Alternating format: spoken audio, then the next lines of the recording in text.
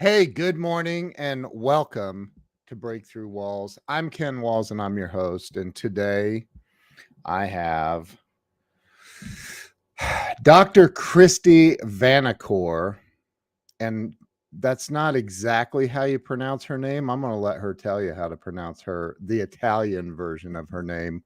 But hey, this lady, I can already feel her incredible energy just from the brief conversation I had backstage before the show. So do yourself and me and everybody on planet Earth a favor and grab your phone, well, if you're watching, just hit that little share button underneath this video and share this out to all of your friends and all of your family. And stay with us because we're going to come right back and break through some walls today.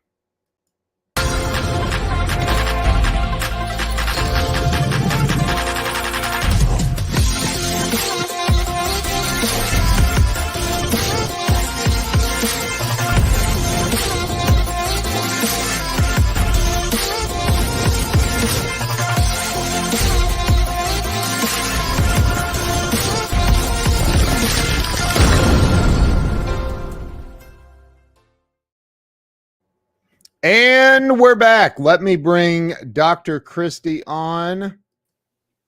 Dr. Kristy, welcome to the show. Good morning. Thank you so much, Ken, for having me. I'm so excited to be here. I'm excited to have you here. First off, I don't think I've had maybe a couple of people that seemed rather grateful to be on the show, but you really were like edifying the heck out of me. You just became my best friend. Well, anyone who is a storyteller is a friend of mine, Ken. So, well, thank you. Yeah. I love your energy already, and I'm excited to hear your story. So, I know you've seen the show before. I started this about 4 years ago. I mean, it was because I was in a kind of stuck situation in life. And I thought, I know the power behind hearing other people's stories of how they got stuck and how they broke through. So why not start a show and let them come on and tell their stories, and maybe I'll get something out of it. So it was very selfish reason. Amazing. Yeah. So Kristy, tell everybody start with where you were born and raised. Yes. So I was born and raised in the Bronx, New York. And the Bronx is a super special place. It continues to be with me. And when you live in the Bronx, Ken, we have a very special saying that says, you can take the girl out of the Bronx, but you can't take the Bronx out of the girl. Yeah. And that is really true for me because growing up as a child in the Bronx in the late 70s, early 80s, it was just a really incredible time. The values of the Bronx that still are alive with me today. It was all about community. It was all about family. And that old adage of it takes a village to raise a child. Yeah. That is really how it was. And I came to learn later on along my journey that what felt so resonant about it for me and why, it's still such a part of me is because our ancestors for millennia lived that way, right? We were part of the pack. We were in communities and we were working together to raise our children and to contribute to the greater good. Yeah. And I really was blessed with that childhood in the Bronx. And that is still such a part of me today, that sense of community, bringing people together, gathering together in community, connecting people is all about what I do and all about what I am, because it's what we all need. It's actually imprinted in our beings to be that way, right? To be relational beings. I think about, I've been to, you're going to laugh. So I've been to Manhattan. And I drove there from Columbus, Ohio. I live north of Columbus. And I'll never forget there's a tunnel you go under or something. Yeah, there's Uh, a couple of tunnels there. yeah, right, right. Midtown Tunnel. I don't Yeah. know. Believe it or not, I don't go into the city all that much. Really? So, Yeah. well, I remember I drove over there and the traffic was like OMG, and Yep. it was like I've never the energy of New York is crazy. It's unbelievable in a good Yeah. way, right? I'm never allowed to drive there again, by the way, because I'll get arrested. I got like they sent me these things in the mail saying you owe the tolls or something. It was like 20-30 bucks, and I'm like, all right, That yeah, sounds I'll about get, and right. I forgot about it. I forgot about it, right? So like a month or so later, they send me another one saying now you have to pay 200 and some dollars in fines and all this stuff. Anyway, I call them, I argue. They're like, no, you have to pay it. And I'm like, I'm not paying your stupid Right. fine for being 30 days late. You're out of your mind. So Sounds anyway, like I New York think I'll get City, arrested Ken. if I ever drive there again. Yeah. Yeah. Definitely sounds like New York City. Yeah, this guy was rude. But anyway, when I was there and I think about all of the things I saw as a kid on TV, like I, they portray the Bronx and as a violent and, and Yes.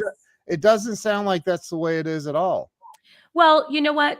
I mean, in fairness, things have changed a bit. I've been out of the Bronx now for a little while. Yeah. But certainly when I grew up there, it was not that way at all. It was, we were, most of us there were second and third generation immigrant families, Italian families, Irish, Jewish families, Yeah. and, all coming together again in community just to try to survive, to try to get ahead and make lives for ourselves. Yeah. So, the other value that was so ingrained in me that came from that area was a work ethic, right? Because we were all at best blue collar workers. Yeah. My father worked for the Department of Sanitation. He was a garbage collector. Yeah. And, and my mom was a secretary working at various companies until she eventually, got her real estate license and went into real estate. And she also inherited a laundromat of all things. And so every day after school, I would be with my mom and she would pick me up from the Catholic school in the Bronx, St. Yeah. Benedict's.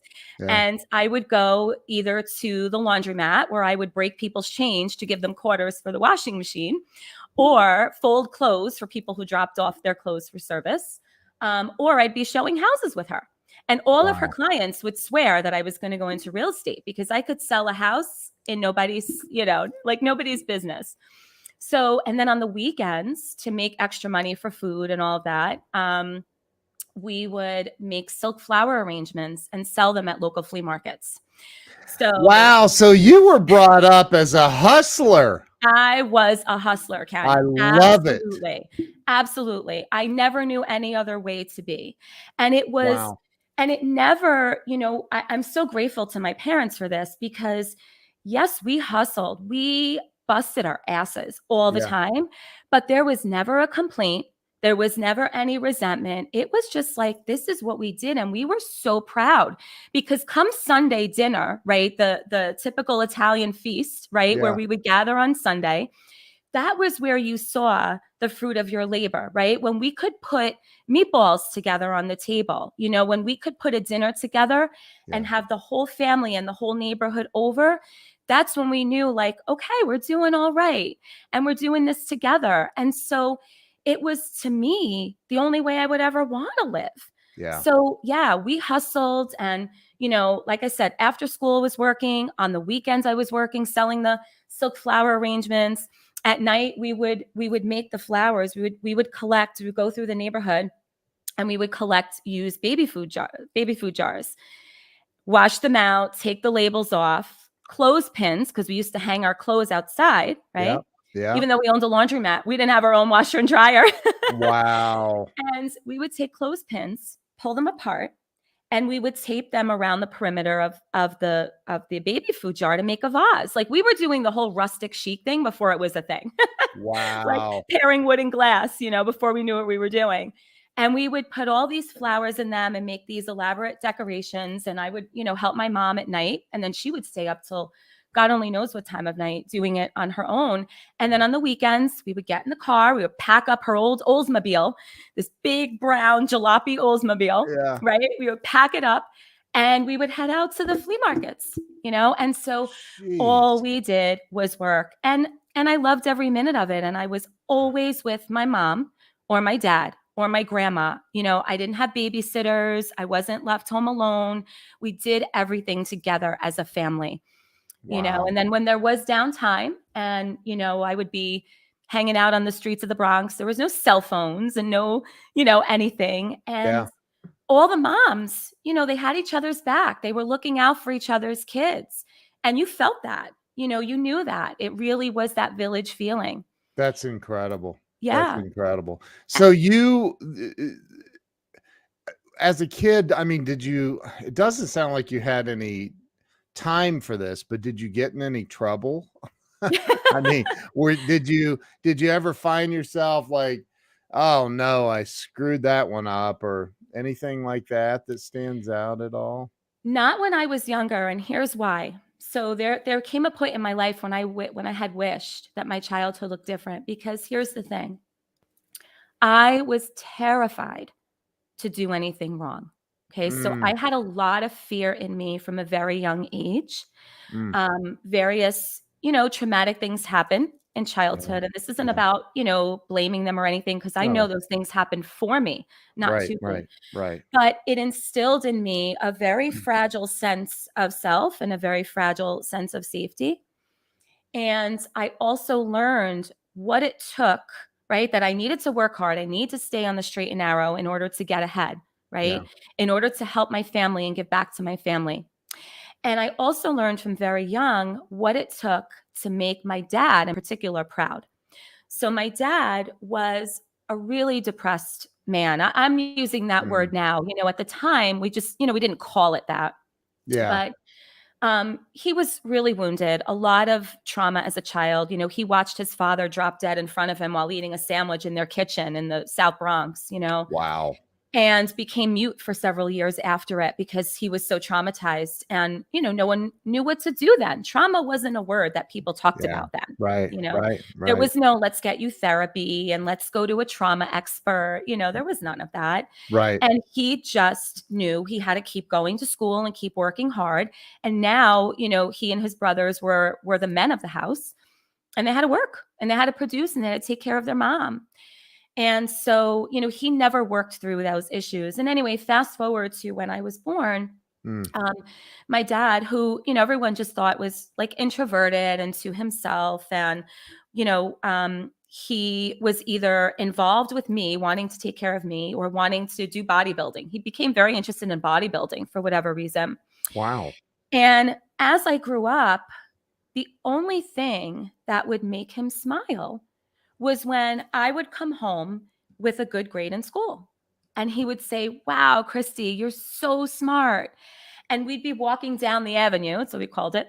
We'd be walking down the avenue. And if he ran into somebody, he would say, "Yeah, this is my daughter. She's so smart. She's a straight A student. She's on the honor roll." And I learned very quickly again, right, that, my productivity, right, my work equaled my worth as a person. And I had to do whatever it took to keep on that road. So I stayed home and I wasn't working. With my mom, I stayed home. I was doing homework all the time, and that also became a way that I channeled my anxiety, right? So I was having panic attacks from, my earliest memory of having a panic attack. I was probably about 4 or 5 years old. And Jeez. of course, I didn't know Do what you to think call that's it. is that, I mean, is that related to what your dad was feeling, you think? Absolutely. And, Yeah. Wow. there were situations, he got involved in some very unhealthy relationships after he and my mom divorced. And, you know, just I was not intentionally placed in some situations that were really dangerous. And I had no, a young child had no business being in these situations, right? Yeah. Bailing his girlfriend out of jail and things of that nature, right? That Wow. of course would be traumatizing for any kid. Yeah. So, I found myself in those situations. My world was already rocked when he and my mom split. and then add insult to injury, right? Where all of these situations that I found myself in, and that really just kind of paved the way for me to go to a place of fear, and for me to just make sure that I did whatever I could to just make Yeah. everybody happy, make everything be okay. I became my father's confidant. And this is a thing in psychology, we call this parentified child, a child who really sort of has to grow up way before her time in order to take care of the emotional and sometimes physical needs of a parent. And my dad was in so much distress and had nowhere to turn, and he turned to me. So he would pick me up on Saturdays for my visitation with him. Yeah.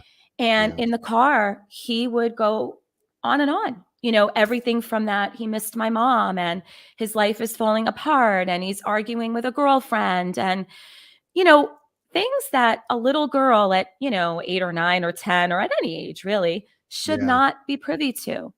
But I took it seriously, and I felt honored that my father trusted me with his story. Right. Yeah. And I Yeah. felt like, you know what?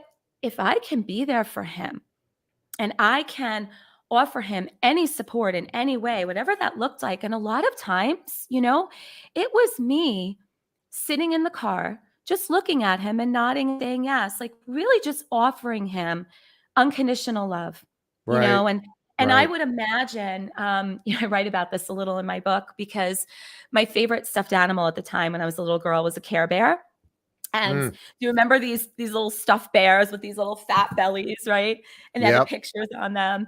And they would sort of like beam light from their bellies. And I thought, well, if I could just beam some light out of me into my dad, maybe I can help him. So I really put that on myself. Wasn't like he asked for help, wasn't like he told me I needed to do this or that.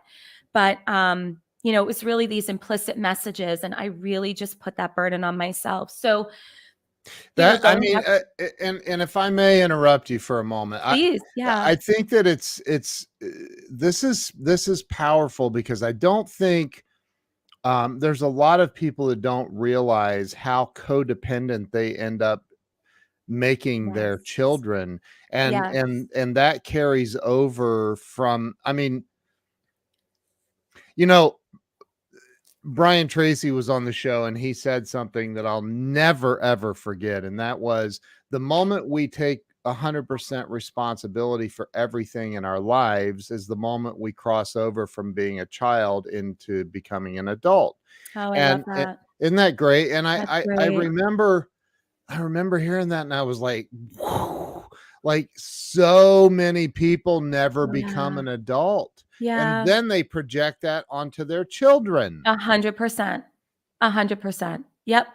Yep. Wow. And I work with so many parents. A big part of what I do is, helping parents and helping them understand that everything we do is our lasting legacy, right? And this, Mm. again, this isn't about blame, but it's so much about helping parents understand Mhm. that, when we don't heal our wounds, we bleed on our children, right? Yeah, And and so, you can take the high road and say it's not about blame. I'm gonna take the lower road and say it is.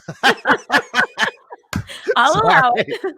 Shame on you if you're doing that to your kids. I'm sorry, but No, but you know what? But parents don't even, you use the word, dependent and codependent.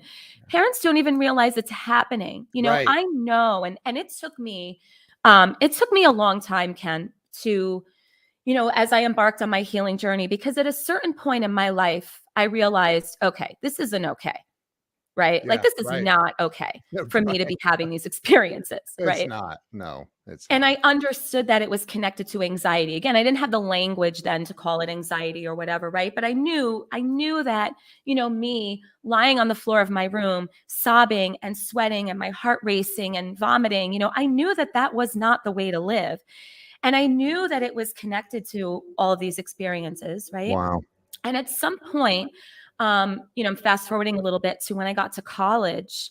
I was having such daily panic attacks. And by that point, I was engaging in behaviors that people nowadays would call OCD and things of that nature. And, there I was again, straight A student, right? I was at Yeah. Fordham University. I was in the honors program. I was doing all the right things, on paper, Yeah. checking all the boxes and, making everybody proud.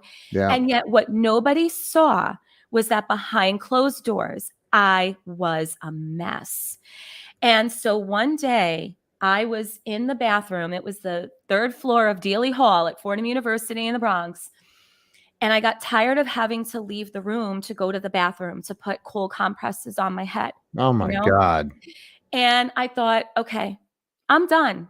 I'm done. I have to get help. And I took myself to the counseling center. And, it was interesting, right? Because I was a psychology major at that point, because I knew from very young that I was going to help people. Didn't necessarily know how, but I just knew. And I took myself to the counseling center, and, it was sort of this like scary place. Like I didn't know what went on in there, but I knew I needed help. And when I first started, I met this incredible psychologist who really got me started on my healing journey. And I remember I was so, I was there to be helped, but I was so locked up inside. And he would say to me, what are you not saying? Like, what story are you not telling? And it took me months to finally get to a place where I exploded in anger. And I said, I'm so angry at my dad. I'm so angry. I hate him. I hate, and all of this was spewing out of me. And I was Wow. hysterically crying because I felt guilty for feeling that way. Because I knew, even though I was angry, right? I knew that he never intended to hurt me. This wasn't intentional. I knew my father loved me in the only way he knew how, right? And so I felt bad, and I inherently had all this compassion for him. Yet I didn't know that I was still allowed to be angry, right? I was still allowed to feel. And that was the first time in my life as a 19, almost 20-year-old young woman by that point that I allowed myself to feel. Prior Wow. to that, I was anesthetized, bulldozing through, again, relying on that Bronx, badass work ethic, right? We Yep. could get through anything. We could survive anything, and we did. I finally allowed myself to feel. And then the irony, Ken, is 1 month after that, my father died. And so I never had the chance to sit with him and talk with him and process all of this with him. It was now left with me. Wow. I have read a lot about this. With Dr. Wayne Dyer Oh, talks yeah. a lot about, I love his work. I do Dr. too. Bernie Siegel, he talks a lot about, and I love him.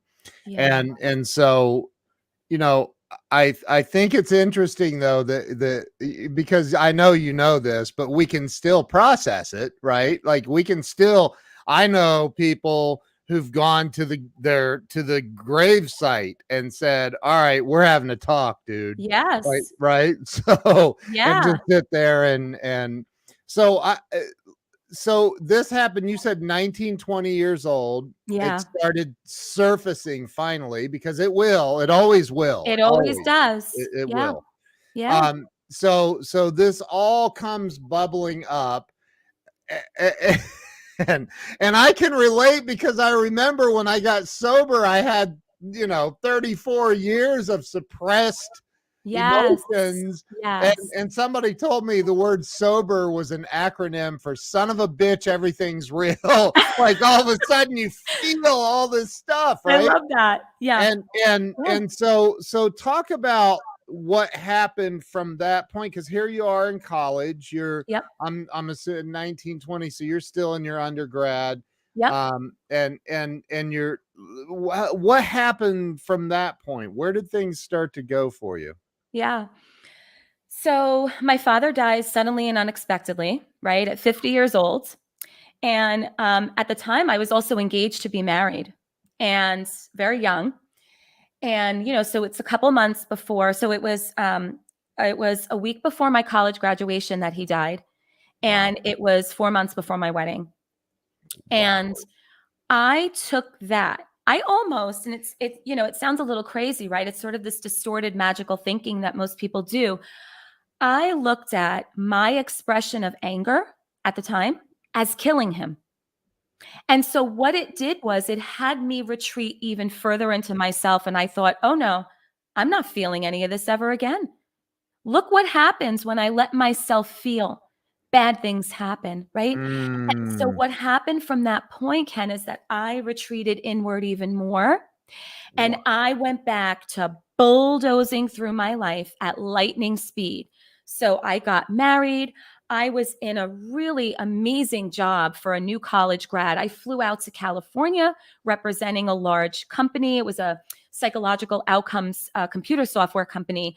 And I went to this huge expo with, thousands of people and did presentations and Wow. bulldozed through, went to grad school, got into a 7-year grad school program, a combined doctoral degree in clinical psychology and school psychology at the Furkhoff Graduate School of Albert Einstein College of Medicine, bulldozed through that, right? Again, checking all the boxes, doing everything right.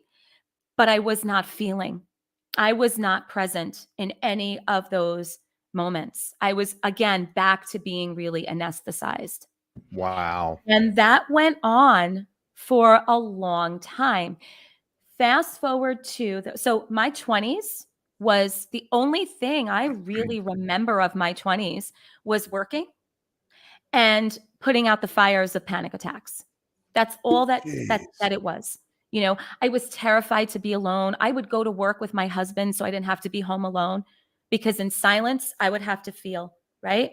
So I would Yeah. pack up all my grad school books, go into the city, he worked in the city, and I would sit at a desk in his office just so I didn't have to be alone, right? Wow.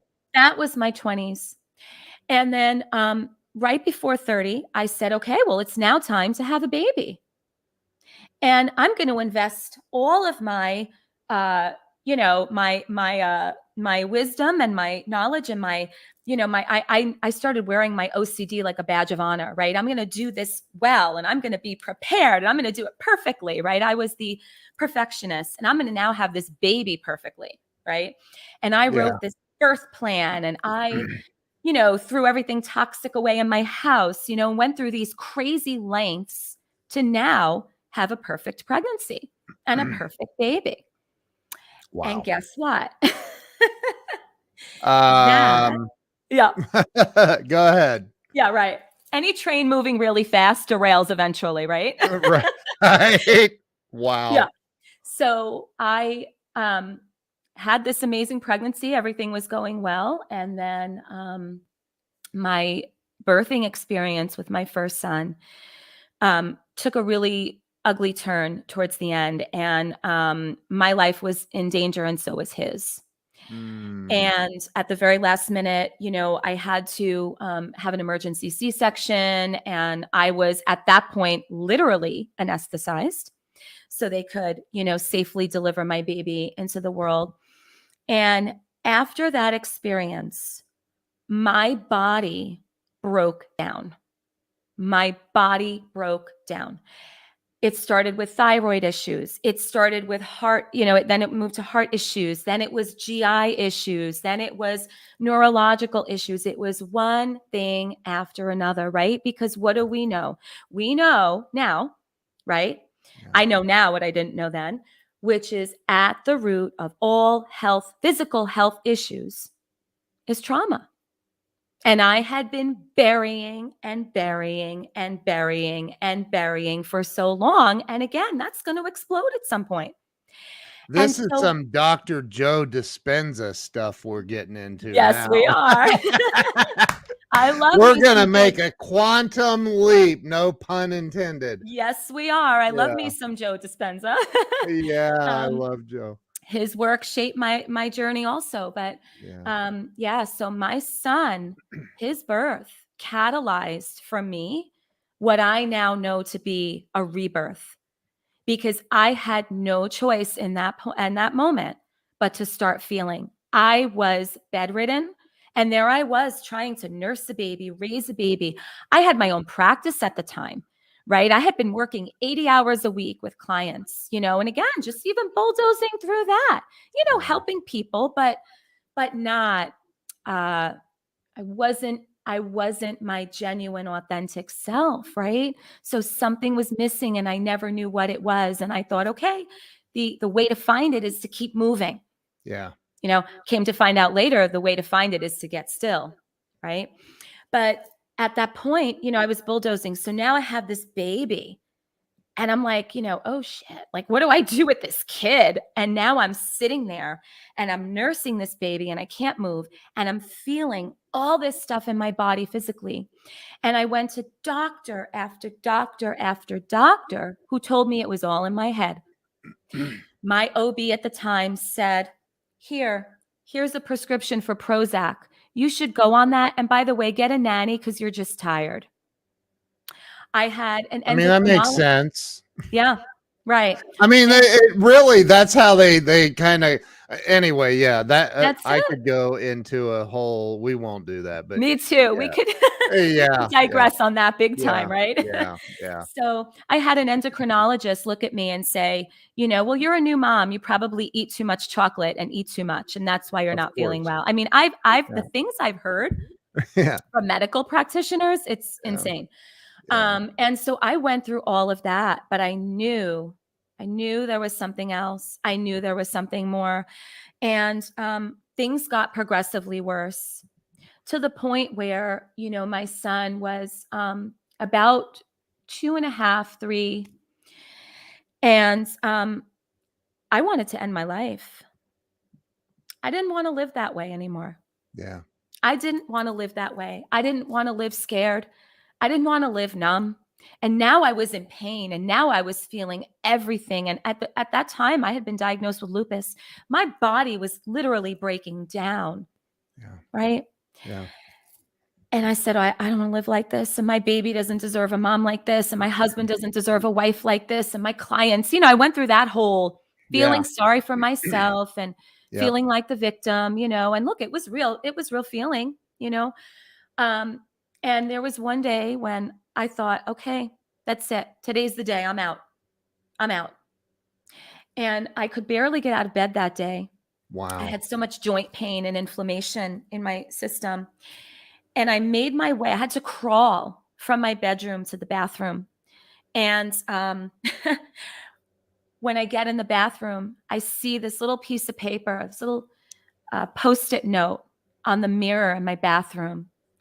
And it was filled with a bunch of hearts that my little boy had made and wrote like, I love you, mommy. Oh. And I saw that and I said, okay, all right, Kristy, it's time. It's time, but it's not time to end your life. It's time to start living it.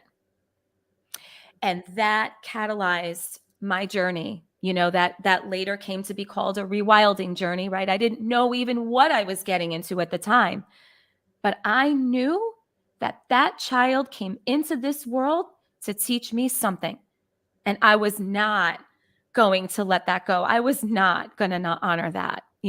This baby deserved more than that. But this up to this moment, this was the moment, though, that you had kind of pre-planned the end of your life. You were going to end it in that bathroom. Wow. Yep.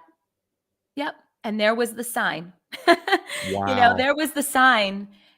And I'm just so grateful that I saw it, and I'm just so grateful that I used that. And so then that began a new life for me. That began life, I should say, not even a new life. Yeah. I wasn't really living before that. Wow. That's incredible. Yeah. So, and this is all, are you still in the Bronx at that point?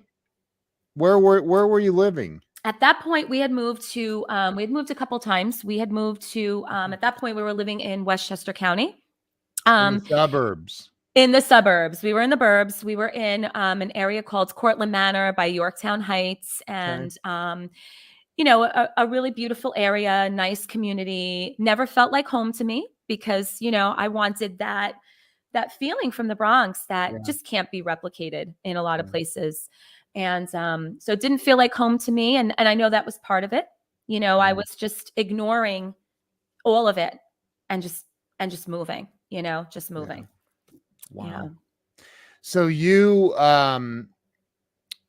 at that point you said you started living your life. Now, were you already a doctor at that point? I was. Yeah, Okay. I was. And I was Okay. practicing. And, I had been trained a very, very traditionally, very Western medicine model, right? So it's Okay. a very diagnostic model. Yeah. It's a one size fits all model, Yeah. right? It's just, taking a set of symptoms, going through the checklist, diagnosing somebody, handing them some pills, Right. putting them in some talk therapy and calling it a day, and Yeah. that never felt right to me either.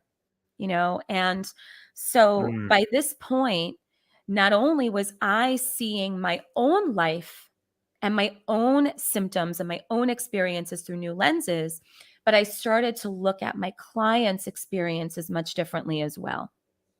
And Wow. so the journey that I embarked on, again, that I later called rewilding, became not just a rewilding of myself, but it was the field of psychology as I knew it, because it was wrong. It was Wow. outdated. It was not helping anybody. It was keeping people stuck. It was further anesthetizing people, right? There was no expanding of consciousness, waking people up. There was none of that. And I intuitively knew that that's what was needed. And I started having a lot of memories. When I was a little girl, I was an only child. And so I spent a lot of time alone, when I wasn't working with my mom. Yeah. And, I knew things that I didn't know how I knew. I had this like sort of sixth sense about me, right? That I later understood what it meant, but I just knew things. And I also believed very strongly in the power of nature and animals and trees and plants. And, and again, I didn't know why that was a thing for me. It just was. And so fast forward to this rebirthing of me, both as a woman and as a psychologist. I felt so called to go back to my roots, to go back to what had been calling me from very early in my life that I let fall to the wayside. I let all of the conditioning of, Catholic school and hardworking values and, all of that, and parents' expectations, teachers' expectations. I let all of that become the veil of illusion under which I lived my life, thinking it was me, and now here I was waking up and saying, no, I think there's something else. And this is all happening around the time that you crawled to the bathroom. This was after, right? This Right, was but after, in yeah. that time period shortly after, right, it sounds Yes. like. Yes. And you were in your 20s, you said? At that point, I was in my early 30s. Okay. Yeah. So you started having what I refer to, I'm sure you would on some level, a spiritual awakening. You got it. And I didn't know to call it that at the time. Sure. And at one point, I took myself to a healer who was a colleague of mine. I sort of knew about her because by this point, again, I'm realizing that this very Western medical model isn't right, that Right. there's something else. And I Right. started to reach for information. I started studying, right? Because I always say, once you see, you can't unsee, right? So I started to to read and explore and study spirituality and try to think about something other than, I was raised with religion, Catholic religion, and Yeah. that was no longer resonating. And I said, I'm curious about spirituality, not religion. And I started to study and I started to go to different classes and groups. And a colleague who I knew in my circle, right? I reached out to her and I said, I don't really know what I need, but I need something. Will you help me? And I went to her and I went in for the first session. And I remember, complaining about every physical ailment, right? Because that was so prominent at that point, right? So Yeah. I'm like, I can't swallow, I can't move, I can't, it was all the physical stuff. And she just looked at me and she smiled and she said, "Oh, baby girl." She's so sweet. She's very grandmotherly. She still is. And she said, "Oh, sweet baby girl, this is not a physical health crisis. This is a spiritual one." And I said, "Huh?" And she said, "This is a spiritual awakening. You're being initiated." And I'm just looking at her, I love it. like one part of me is like, this woman's nuts. But there's another part of me that's like, this woman just hit the nail on the head. Yep. Right. Because of my experience in recovery, the book that we refer to in the recovery programs, it's called The Big Book, and it says in there that we found that it's actually not the alcohol that's the problem, that it's a spiritual malady that's the actual 100%. problem. And 100%. so I love, this is like you just turned a while ago right down my street. We're on the same street together here. Yeah. So And go ahead. Sorry. Go no, ahead. Ken, I just wanted to say that during my training in grad school, I spent a significant amount of time working at a local hospital on their dual diagnosis unit. And I was assisting the chief psychologists and psychiatrists building a harm reduction program for those who were experiencing addiction. And at the time, harm reduction was a new thing. It was not really spoken about, right? It was either you went to AA and abstained or nothing. Yeah. And the harm reduction model spoke to me, really resonated deeply, because it was the idea that this is whatever substance you're using, right? This is the only way that you know how to cope with something, right? It's almost like, a self-medication. And there's a deeper thing going on here, right? The addiction is sort of up here on the surface, right? Yep. But it's pointing to something deeper within you where you've really disconnected with your soul. And I use that word now, right? At the time, it was, okay, there's a disconnection. But that harm reduction model, I worked in that unit for 2 years, actually, and did a lot of research around harm reduction. So what you're saying about your own journey of sobriety, it's so important. And most of us are addicted to something. I used food, I used alcohol on my journey, to do everything from numb myself out to give me something to feel connected to, because of all that was buried under the surface. So suppressing all of those emotions and feelings leads to, it does. I love the people who think they're strong enough to, eventually it bubbles to the surface in some form. So no judgment on my end. I'm blown away by your journey so far. So at that point, you're waking up spiritually. Where did things go from there for you? Because if you're practicing psychology and it's there are definitely different avenues of psychology, I'll say. You're having a shift. Like, you can't keep living that way. You can't keep practicing psychology the same way. No. Wow. I couldn't. I had such a responsibility. I felt in that moment, and I had remembered. So I had this experience in my first year of grad school, right? So I'm just going to backtrack for a second, because this is when the shift, when I started to understand there was something else, but I couldn't act on it yet. In my first year of grad school, this was right after my dad had died, and I was doing an externship, which is sort of like, a part-time internship, if you will. Yeah. I was doing an externship in a clinic, a mental health clinic, down in the Bronx. And one of my first clients that I was assigned was a little 8-year-old boy. And, an hour before I had this boy coming in, I was handed this file by my supervisor. And she said, "Here, this is your client."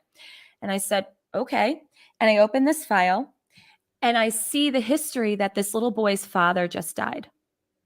And I said, "Oh shit."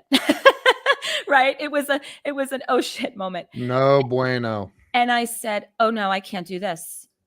And I went to my supervisor and I said, "I'm sorry, you will have to reassign this child. I can't help him." And she said, "It's too late. He's in the waiting room. Go get him."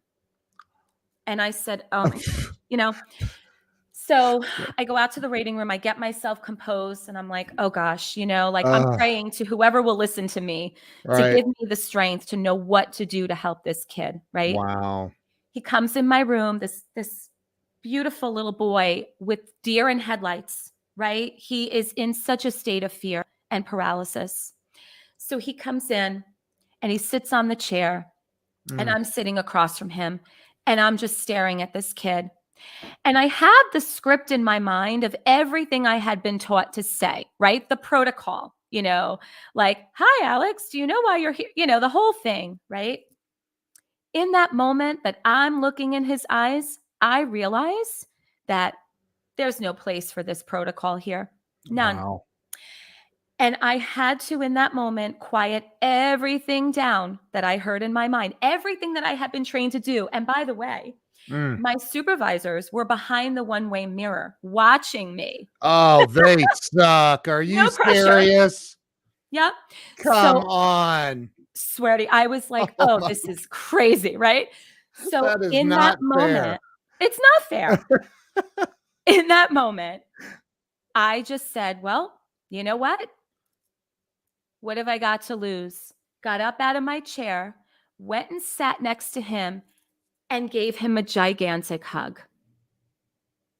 And he started crying.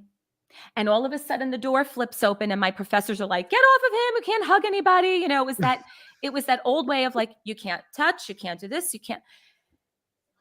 And I looked at them and I said, this kid just needs to be seen and heard. He just needs to know someone gets it. Well, I fought to go back in that room. They didn't want to let me back in with him. Like I was some sort of, I don't know what. And I fought to go back in the room. And I sat next to him. I stayed next to him and I said, I see you. I hear you. I lost my dad too. And he, all of a sudden, everything, his whole body language softened. Wow. And he looked at me and he said, so you know? And I said, I know. And Ken, we stayed in silence the rest of the session. I held his little hand and we stayed in silence the rest of the session. Oh my That's God. what he needed.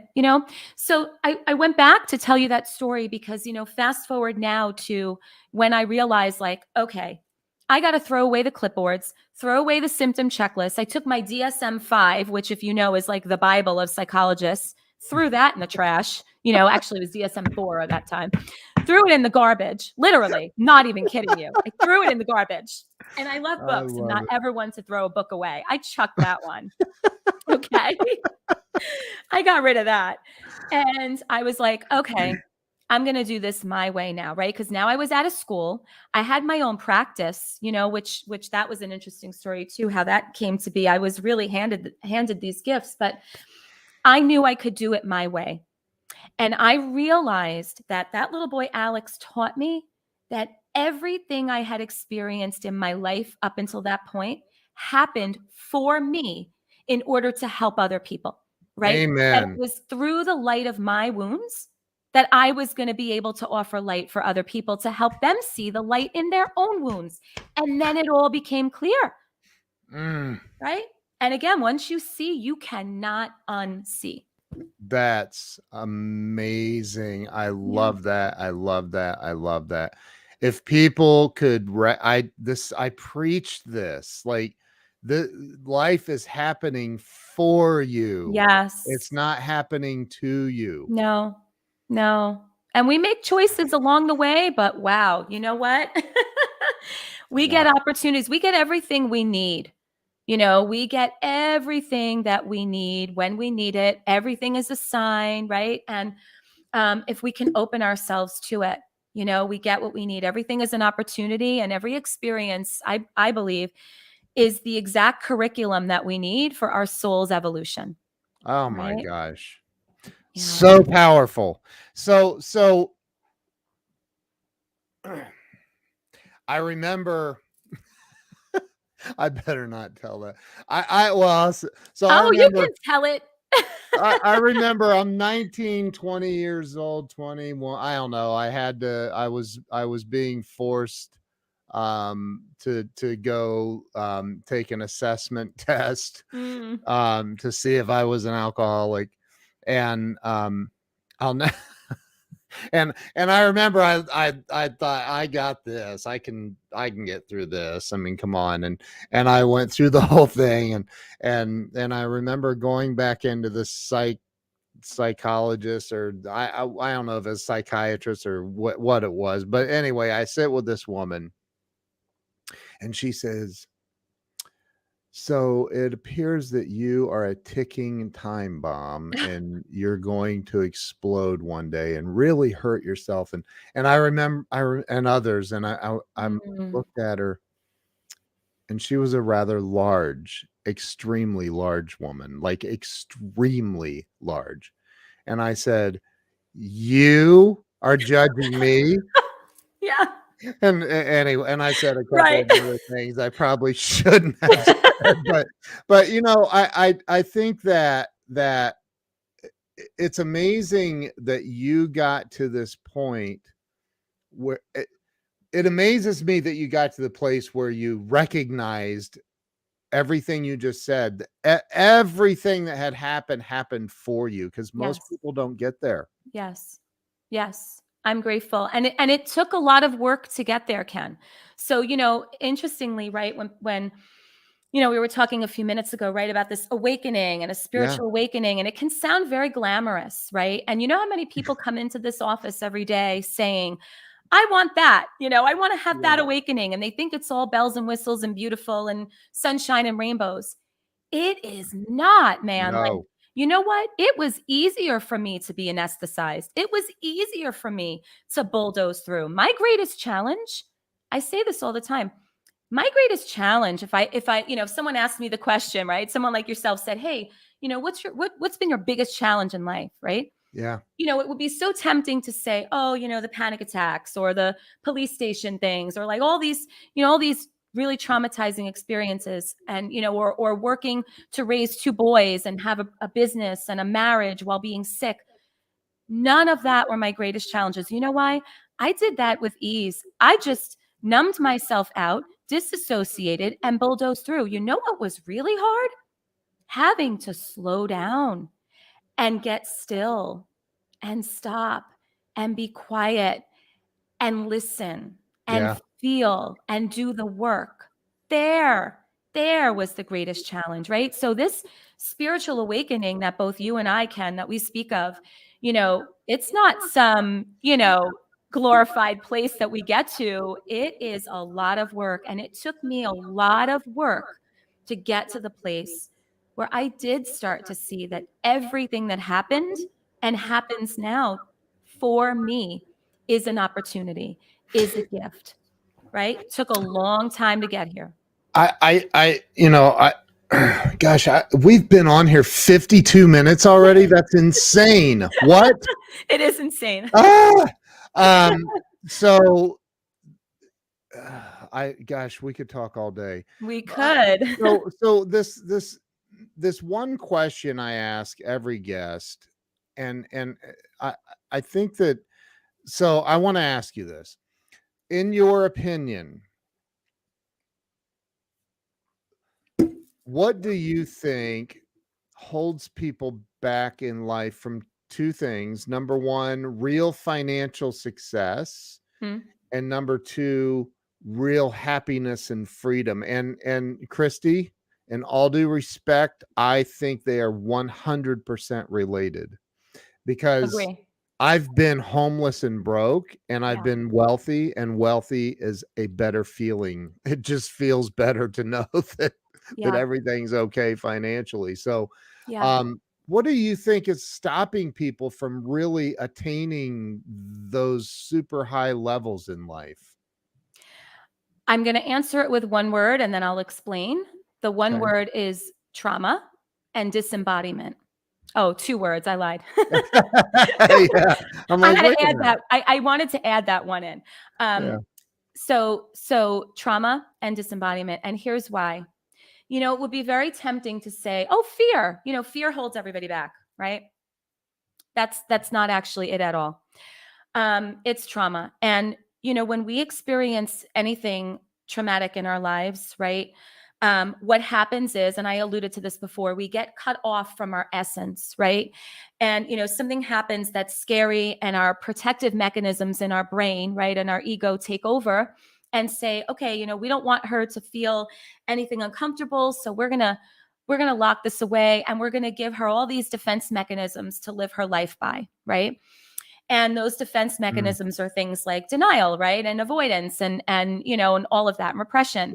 Yep. And so we practice living those defense mechanisms, and they protect us, they keep us safe, right? But we act as though that's who we are. And then we engage with the world in that way. And what happens then is the world engages with us in that way. And what we begin to do is we live according to this very false sense of self, right? This personality that we think we are. And we begin to accumulate all of these limiting beliefs about ourselves and about the world. And that influences our mindset. Now, it would also be way too simplistic to say, okay, so the answer here is we have to change our mindset. No, you cannot change your mind with your mind. The answer is in the body. Trauma lives in the body. Yep. Anything that we experience in this life comes into us through our five senses and is imprinted in our body, right? Yep. Our cells, our muscles, our joints, our tissues. Yep. Our nervous system becomes regulated based on our life experiences. So right now, I would say, the estimate is 88%. I would say it's about 98% of Americans, just Americans, not even, all beings, have nervous systems that are either locked in a hyper aroused state or a hypo aroused state, or stuck in the middle, which is like living with your foot on both the gas pedal and the brake at the same time. Okay. Wow. So now our nervous system is in paralysis. Our energy system, because, we're only made of energy. Our energy systems are stuck and there's no flow. Okay. Yeah. And we are living that way, right? We're living that way. And that now influences our mind, that influences our thoughts, our beliefs, our actions. So that is my long-winded way of saying that ultimately at the root of anything that holds you back is trauma. And trauma could be something, trauma doesn't have to be abuse or, something that, most people think is like, really horrible. Trauma could be that someone stole your lollipop when you were 3 and no one helped you deal with it. Right? Right. It was, something that was jarring to your nervous system, right? And your nervous system never recovered. And your energy system never went back to a state of flow, right? So what is your trauma and my trauma may look different, but trauma's trauma. Point is, that is at the root. And the only way to move trauma out of us, to get unstuck, is through the body. It has to be an embodied experience. Then we can take action in our lives. What can you? Okay, so can you give me? I lost you. So no, I'm wanting you to. I would like for you, if you would, explain that. What do you mean by it has to be so if somebody stole your lollipop and you're traumatized, you need to go steal somebody else's lollipop? No, not at all. Okay, let me explain. I was trying to be succinct because, I could talk about this all day, Ken. Well, hey, look, it's my show and it's the internet. We can go as long as we want, but I would like to know, because I have that question, what do you mean by that? Because I've heard people from both sides of the argument that you don't have to relive trauma to get rid of trauma. No, you don't. I've heard people say you have to go in and you got to dig it up and you got to look at it and you got to massage it and so I'm curious what your viewpoint is and what you mean by it can only be done through the body. That doesn't make sense to me. I'm sorry. So no. I'm glad you're asking because, like I said, hold that microphone closer. I can't hear you now. Oh, I'm sorry. I talk with my hands, so I know you do. I know. It's part like of a that good Bronx. Italian girl from the Bronx. That's it. I can't help it. It's I in my love it. blood. I can't help it. Uh, Okay. So here's what I mean about the body, right? And no, you do not have to relive trauma. I just want to make sure that that's clear for anybody okay. out there. You do not have to relive trauma in order to heal it. But what you must do, right, is understand what trauma did. So here's the thing. Trauma isn't what happened to you. Okay. It's not, my lollipop was stolen. My father, beat me. That's not Right. actually trauma. Trauma is what happens inside of you because of what happened to you. Okay. That's a big distinction. And Gabor Mate talks a lot about this. His trauma research is just incredible. And again, he really taught me so much on my journey. So we have to understand how trauma works then, right? Something has shifted inside of us, okay? As human beings, we are a physical body and we are an energy body, right? We're really just made of energy, right? And we're just like, circuitry housed in this Yep. skin, Yep. okay? Yep. And we have to understand that when something happens to us, right? On the energy level, it's like energy pools and almost stops moving. There's a state of contraction that happens in the body. It's stuck. Okay. And osteopathic medicine teaches us that a healthy system is a moving system. Energy is free flowing, right? So the minute Yep. something gets stuck, we're no longer in a state of ease. We're in a state of dis-ease. Okay. And so that's happening on an energy level and also in the physical body, right? Our nervous system gets stuck, as I said before, in one of those states, right? Okay. Hypo arousal, or somewhere in between, right? And again, it's a place of being stuck. And when that happens, we're automatically in that place of disease, both in our body as well as in our mind. Our mindset is now shaped, our mindset is affected. And, there's a lot of people out there doing mindset coaching and let's, change your beliefs and let's teach you a cool mantra to practice. And the reason that can't work is because your mind is shaped. Your thoughts are actually shaped through the body, through the energy body and that physical body. So the antidote then, right? So you gave the example, Ken, or you were asking specifically rather about, financial success, right? And that Yep. sort of thing. Yep. So if something is holding you back and you're not able to take action, right? There is something stuck within you, right? And until you move it at the level of the body versus just trying to change your mind and say, okay, I just need to have a better mindset around money, Yeah. right? Well, Yeah. guess what? Let's talk about money for a second. Money is a root chakra thing. Root chakra, right? We know there's these main energy centers in the body, right? Yep. That's our basic, that's our root, that's our base, that's our foundation. If something happens in our lives that disrupted that fundamental sense of safety, and we have a block there, well, you could practice all the money mantras in the world, and you are not going to be able to achieve financial success or even comfort with money. I talk a lot, and this is interesting that we're talking about this because I've struggled with this too, comfort around money, Yeah. right? Because Right. unless you're comfortable with money, you can't achieve financial success, right? Right. I believe anyway. Right. So does that make a little more sense, right? That we've got to get into the body and what that looks like at the most foundational level Yep. is bringing regulation into your nervous system. Okay. Bringing regulation into the nervous system and unblocking the energy body. And this is the work that I teach people to do, right? That's This my is, wife. My wife. I have my wife's comment up on the screen. So how do you oh, unblock? do I see it? Yeah. Yeah. Oh my gosh. Okay. Do we have another hour? Because I want to teach this. No, but we can take a few minutes. We got time. Okay. You have patients probably waiting in the hallway. Soon I will. Soon I Yeah. will.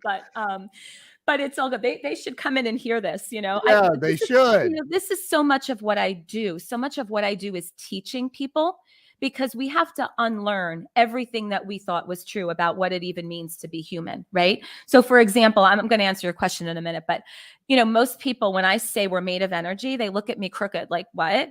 Right. Most people don't even understand that. And that's no fault of their own, right? That's not what they're taught. We live in a world that benefits from us not knowing that, right? Yep. But we are all self-healing machines. We can take care of ourselves. We can move our own energy. We can clean out our cells. Yeah. We can reprogram our hormones. We can do all that naturally, right? But no one's taught us. That's what I'm trying to do through rewilding, right? So how do we unblock? How do we unblock? Okay. I'm going to try to be succinct here. Again, I love this and I could talk about this all day. Eric's like, so is there a male equivalent? Totally. Eric, this is not just for women. I promise. I have so many male clients that are rewilding. So don't be fooled that rewilding sounds like this, really fancy female thing. It's for everybody. My mission is to rewild the entire world. So I love it. Yeah. So part of the answer to how we get unstuck and how we get unblocked, I want to talk about the nervous system for a minute, because I find that starting with the physical body, people can wrap their head around that. Yeah. More so than the energy body, right? Right. Yep. So I want to talk about the nervous system. Okay. So, more and more people are talking about things like meditation, mindfulness, yoga, right? And so people are getting familiar with these words and people are really looking for ways to relax. And they're sort of understanding like, okay, I had a rough life or had some trauma or I'm really stressed out. Everybody's stressed and burned out now, right? You ask anybody how they are, they're like, I'm so stressed, right? It's just kind of how it is. Busy. So busy. Exactly. I'm guilty of that myself, but right. So people have started to say, okay, well, meditation and yoga, these sound like great ways that I can bring myself into a state of relaxation and then I'll heal. Right. Okay. Then I'll get unstuck. Then I'll get unblocked. And the answer to that is also no, because your nervous system will not actually allow itself to relax if it's dysregulated. Okay. Regulation must come before relaxation. And again, I'm going to try to be very clear in a minute about this. This could be a whole talk in and of itself. And I do teach this because it's so important. Again, we need to understand how we work, right? As humans. Yep. So it sounds like Metamucil might be involved. I'm kidding. I love it. I'm going to give you the Metamucil for your brain, right? Yeah, right. I'm kidding. So a dysregulated nervous system, as I said before, we're stuck in a hypo aroused state, right? And what does that look like? That looks like anxiety, overt anxiety, right? That looks like, taking a lot of action steps to make things happen. It looks like running, right? It's the flight or fight. Yep. Right. Yep. And then the opposite is the hypo arousal, which essentially can look like paralysis, right? Yeah. Where we are so disconnected, dissociated, paralyzed, maybe can't get out of bed. That might look on the surface like depression. Okay. Or again, we're somewhere stuck in the middle and our system is like, we don't know what to do with you. Right. Right. So the answer is to bring regulation. Now I'm going to give you an example of one method that I use to teach, because I want it to be really concrete for you and your lovely wife, right? And everybody else out there. Yeah. So one of the ways that I teach regulation of the nervous system is by helping to bring people to a place where they feel something, they feel a sensation in the body, right? And they understand, because I teach them, that everything, as I said before, comes in through the body. Okay. Then it's interpreted later by the mind as, anxiety or embarrassment or shame or guilt or failure, whatever, right? That's interpretation. Yep. But it starts out as sensation. And sensation is inherently neutral, right? If you said to me, I feel tingling in my arm right now, that's neutral. That's not good or bad. It's just tingling in your arm. But if your brain has been conditioned to believe, oh no, tingling in my arm means I might be having a heart attack, something must be wrong, I need to take action, right? You see? Right. That's going to translate. That's the thought I have every time my arm tingles. Why are we talking? Oh God, what's this mean? Is this a sign? I can help you with this, Kat. So what I do is I teach people, right, all these behind the scenes, right? And then practically speaking, when I'm sitting with someone, it's okay. They're like, oh, right now in this moment, I feel this. Okay, close your eyes. Bring your attention into your body, right? What are 3 sensations you feel in your body now? Tingling in my arm, numbness in my left thumb, twitching in my knee. Okay, now stay there with your eyes closed and do nothing. Watch those sensations. Just watch them. Don't do anything. Okay. After a little while, I say, okay, what are you noticing about those sensations? Tell me about the tingling in your arm. Oh, well, it's moving. It's kind of moving out, or I don't even feel it anymore. Okay. Point is, then I bring them back into the room, open your eyes, come back into the space. What we've just done is started to train your nervous system. That sensation isn't to be feared, right? To stay with sensation in the moment. It's just energy moving through you. Allow it to move through you, and it will move out or wherever it needs to be when it's ready, right? So that what we're separating out here is we're not letting the brain make its interpretation. Once the brain jumps in with interpretation, now we take action. Oh my God, something is wrong. I have to do something. I don't want to feel this. Let me go drink. I don't want to feel this. Let me go eat. Right? And we take action. And this is how we keep reinforcing the trauma. Because remember, trauma is what happens inside of us because of what happened to us, right? So this is all about now creating new associations with sensation and bringing people back to the inherent neutrality of sensation. So they are no longer reactive and they are responsive. And what does that look like at the nervous system level? Remember I said before, we're either stuck up here, stuck down here, or stuck in the middle? Yep. A healthy nervous system is a flowing one, right? We respond, recover, respond, recover. So we are bringing back flow to the nervous system. Oh, tingling in my arm. Okay, it's leaving. Oh, this is, and it's just that flow. So we're moving out of flight or fight, right? Wow. We're coming out of those states so that we can actually be in the present moment and thrive and not be, I call it like soldiers, to our trauma, right? Where our mind is locked in this place. And, I'm loving Eric, these comments. isn't that great? Isn't that great? I love it. That's I your love new it. theme song. I That love needs to music. be I write playing in your songs too. office on loop. You need Yeah, to have that on loop in your office. I'm going to. Eric, I write songs. I'm gonna take that, a new sensation. I So yeah, love it's it. really powerful work. And again, I'm giving you one Yeah.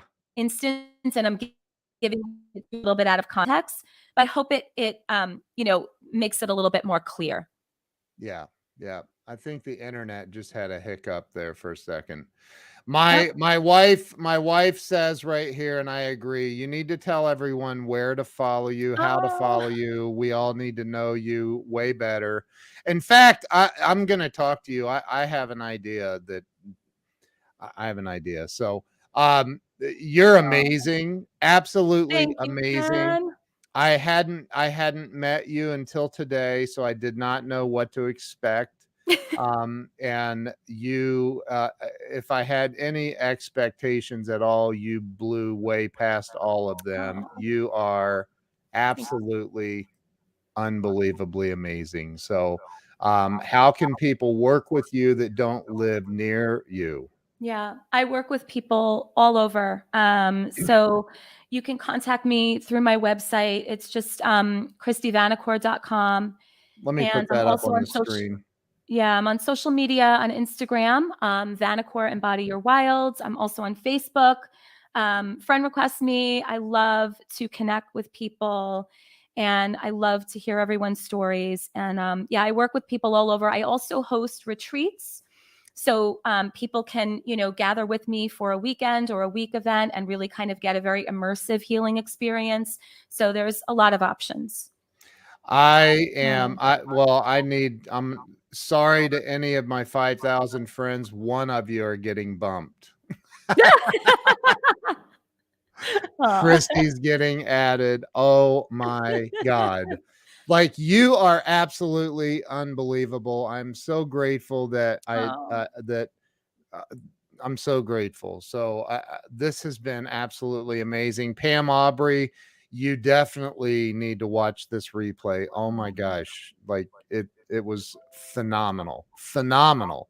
And look, Oh. everybody in the comments, they're like, I mean, this has been unbelievable. Oh. So Thank you so much, Ken. I didn't even get everything out that I wanted to ask you. I'm going to have you back on another live Let's stream do it. sometime. Let's do it. I think you're amazing. And Kristy, Thank you, everybody, Ken. if you don't follow her, you are missing out on Oh, life. So Kristy, thank you. Your thank you, book, you have a Ken. book. I Do do you have a have a book. copy that you can show everybody? I do. I have it right here, my little book baby. It's called Rewilding. Hold on, let me give you full screen. 1 second. There we Yep. go. Hold it up so everybody can see that. Okay. It's called Rewilding. Rewilding, a woman's quest to remember her roots, rekindle her instincts, and reclaim her sovereignty. And I think it was Eric who asked us before, don't get fooled by the title, even though it says a woman's quest. It's just my quest. But this book has been read by men. It's for everybody. So. See, the title makes me think it's only for women. I have to rethink that for my next book, Ken. Thank you. The next book is already in process. So I'm going to put this out. I think you and I are going to write a book together. I'm in. Let's do this, Ken. There. I already have the title, so wait till you hear it. Anyway, wait. Listen, I am beyond grateful for you coming on today, sharing your wisdom, your love, your heart, your energy, your glow, everything. You're amazing. So thank you. And Darlene's going to order it. She's going to order 2 and give 1 to a man. I love it. Thank you, Darlene. I love it. I love it. Thank you, Ken, really. Thank you so much. And as I started with before, I'm so grateful to you for holding space for people's stories, because, we didn't get to talk about, there's so much more we could have talked about, but storytelling is medicine. For anyone out there, do not be ashamed of your story. It's really important. Yes, I work with kids, Jill, kids and teens. So, storytelling is powerful. And Ken, you blow me away with your own personal story. And then again, having created this beautiful forum for people to gather together, to hear each other and to learn from each other and to create community. It's amazing. And I just feel so honored that you chose me to be here today. So thank you so much. And I can't wait for more. I can't even. Robert says, you Americans with the he, she. He's in Canada. I love that. That's actually pretty funny, Robert. Yeah. So definitely another show, Ken and Kristy. I agree. We're going to do it for sure. Yes. We're going to do an evening show and hit the evening audiences too. So yeah, Kristy, you're amazing. Thank you. Everybody that watched and shared this out, thank you. If you didn't share it out, redeem yourself right now and share this out. The world needs to hear this message. So Kristy, if you would stay with me, I'm going to end the live stream. I don't really want to end the live stream for the record. But if you would stay with me, I'm going to end it. So thank you, everybody. Have a wonderful, wonderful Easter weekend. If you celebrate Easter, have a great weekend, and we will talk to you guys later. Hang tight for me, Kristy. Thanks so much. Thank you, everyone, for watching.